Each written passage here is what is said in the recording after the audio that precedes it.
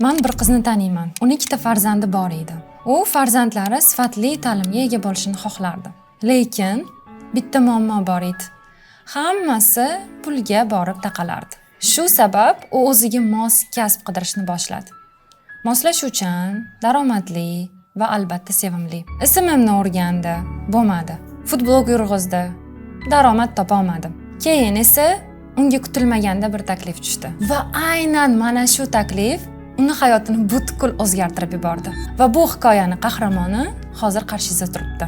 Bu meni hikoyam. Va men bitta narsani tushunib yetdim. Bugungi kunda ayollarning orasida shunaqangi kasb borki, bu kasb ular uchun ham moslashuvchan, ham daromadli, ham sevimli kasbga aylanishi mumkin. Videoni oxirigacha ko'ring. Va men bu videoda sizga nima uchun bu kasb aynan sizga to'g'ri kelishi mumkinligi haqida gapirib beraman. O'zim haqimdagi hikoyadan davom etamiz. Aynan futbol yurg'izib yurgan vaqtlarimda men hech qanaqa daromad topmaganman. Meni blogimda auditoriya juda ham kichkina bo'lganligi sababli umuman reklamaga spros bo'lmagan, ya'ni mendan reklama so'rab hech kim yozmagan. Va men shu alfozda davom etganman. O'rtada ozgincha vaqt ishlaganimdan keyin mobilografiya xizmatini so'rab yozishgan. Ya'ni meni videoimni ko'rib, aynan shunaqa videoni meni mahsulotimni ishtirok ettirib olib bera olasizmi deb murojaat qilishgan. Bu men uchun nerealni katta burilish bo'lgan. Ya'ni men bu narsani hech qachon kutmaganman. Men kimgadir video berib daromad qilishim mumkin degan savol meni miyamga hech qachon kelmagan. Va men o'sha mahsulot uchun video olib berib, blogim orqali birinchi daromadimni topganman. O'sha pulni hozir eslasam, haligacha menda murashkalar bo'lib ketadi, ya'ni boshqacha hayajonlanaman. Chunki umuman hech qanaqa pul topmaydigan, ikkita farzandi bilan uyda uy bekasi bo'lib faqatgina xizmat qiladigan ayol uchun blogi orqali hech qayerga chiqmasdan faqat telefoni orqali pul topish degan narsa o'sha vaqtda meni miyamga sig'magan, hech qanaqasiga. Mobilografiya xizmatini sotganimdan keyin bu narsaga talab sekin-sekin o'sib borgan. Men o'zim ustida ishlaganman. Videolarimning sifati oshgan sari meni reklamamga emas, balki videolarimni xizmatiga bo'lgan talab oshib borgan. Videolarimga talab kuchayib, daromadim oshgandan keyin o'zimni ustimda ko'proq ishlashni boshladim va mobilografiyaga jiddiy kirib keldim. Shundan keyin bu sohada qanaqadir daromad qilish mumkin ekan degan xulosaga keldim. Aynan video xizmatimni sotish orqali daromadim o'sishni boshlagandan keyin mobilografiya sohasiga jiddiy kirib kelganman.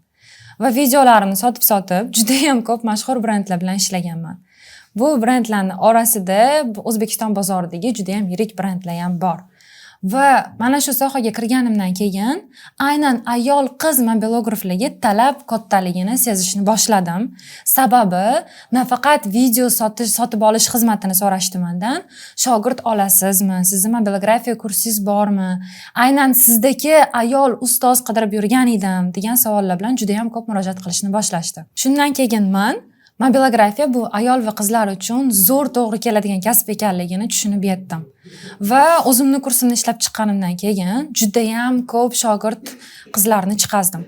Undan tashqari onlayn formatda ham juda ham ko'p qizlarni o'qitdik. Xulosalarimning asosini siz bilan ham bo'lishaman. Nega aynan mobilografiya ayol va qizlar uchun juda ham mos? Buni birinchi va eng katta sababi bu moslashuvchan grafik. Biz ayollarning eng qimmatli resursimiz bu vaqtimiz. Ya'ni biz hamma narsaga ulgurishimiz kerak. Ham uyga, ham oilaga, ham farzandlarimizga, ham ishga. Va mana shunaqa rutinada mobilografiya bizga juda ham zo'r mos keladi. Sababi biror bir proyektni olganingizda syomka jarayoni haftasiga 2-3 marta bor-yo'q 1-2 soat vaqtingizni oladi. Qolgan montaj ishlarini esa uyga qaytib kelganingizdan keyin farzandlaringizni uxlatib yoki bo'lmasam farzandlaringiz dam olayotgan vaqtda, ular bog'chadalik paytida yoki dam olish kunlarida bemalol bajarib topshirishingiz mumkin bo'ladi. Agar siz hali talaba bo'lsangiz, turmushga chiqmagan bo'lsangiz va o'qish bilan ishni moslashtirishingiz kerak bo'lsa ham, mobilografiya sizga zo'r to'g'ri keladi. O'qishingizdan keyin borib syomka qilib ketasiz, keyin bo'sh vaqtingizda uni montaj qilib topshirishingiz mumkin bo'ladi. Xullas, mobilografiyani nafaqat hayotingizga, balki oilangizga, ishingizga, o'qishingizga ham moslashtirishingiz mumkin bo'ladi. Ikkinchi sababi bu ayollarning go'zallikni sevishi. Har bitta ayol o'zi fitratan go'zallikni sevadigan qilib yaratilgan va bu bizning ichki qobiliyatimiz aynan chiroyli rasmlarni olayotganimizda juda ham zo'r qo'l keladi. Biza bu qobiliyatimiz orqali har bitta rasm va videoga emotsional ruh bera olamiz. Keyinchalik bu hissiyot berilgan rasm va videolar zo'r sotiladi. Ranglarni bir-biriga zo'r uyg'unlashtiramiz, go'zallikni ko'ra olamiz, kompozitsiyani chiroyli qo'yamiz va bu bizning qobiliyatimizni erkaklarga nisbatan bizani rasm va videoda kuchli bo'lishimizga yordam beradi. Uchinchi sababi, bu kasbni egallash sizdan ko'p vaqt va ko'p xarajat talab qilmaydi. Masalan, bugungi kunda biror bir kasbni egallash uchun siz universitetda 4 yil, 5 yil, undan keyin magistraturani o'qishingiz kerak bo'lsa, mobilografiya va fotografiyani 2-3 oy ichida puxta o'rganib, keyin bemalol daromad qilishni boshlasangiz bo'ladi. Sababi, bu kasbni umuman noldan boshlash uchun sizga qo'shimcha hech qanaqa texnika ham kerak bo'lmaydi. O'zimning misolimdan kelib chiqib aytamanki, mana shu hozir siz cho'ntagingizda umuman daromad qilish uchun ishlatmayotgan telefoningiz sizga nerealni ko'p foydalarni olib kelishi mumkin. Uni obyektivini tozalab, ya'ni kamerasini artib, uyingizga tushayotgan quyosh nurini ishlatishni o'rganib olsangiz, marra sizniki. To'rtinchisi, bu talab yuqoriligi. Hozir kundan kunga media bozorda kontentga nisbatan talab bosib boryapti. Sababi biznes katta bo'ladimi yoki kichkina bo'ladimi, ular hammasi o'zini sotuvlarini aynan kontent orqali oshirishadi.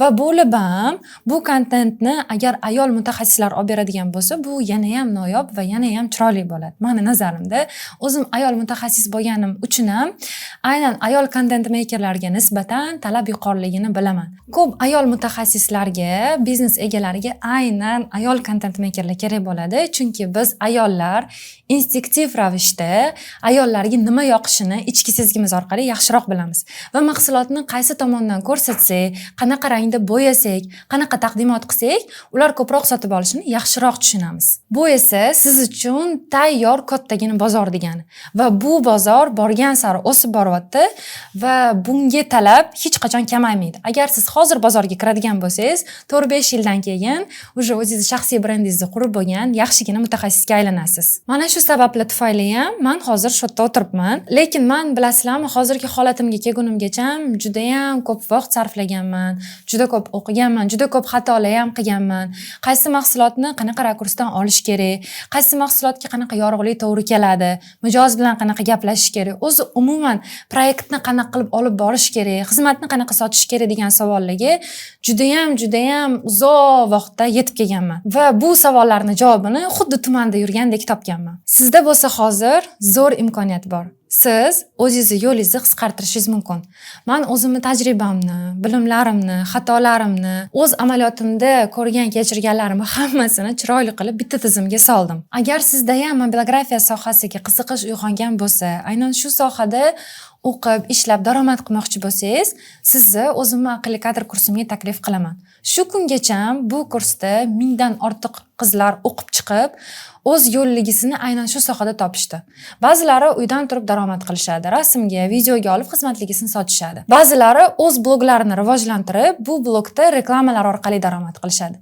Yana ba'zilari bo'lsa, bozorda juda ham kuchli mutaxassisga aylanib, juda ham katta brend va ekspertlar bilan hozirgi kungacha ishlab kelishyapti. Yana bir qismini bo'lsa, o'zini kichkina biznesi bor, ular aynan o'zini biznesi uchun kontent qilib, sotuvlarini oshirishadi. Bu kursda siz nafaqat nazariy bilimlarni, balki amaliyotni ham olasiz.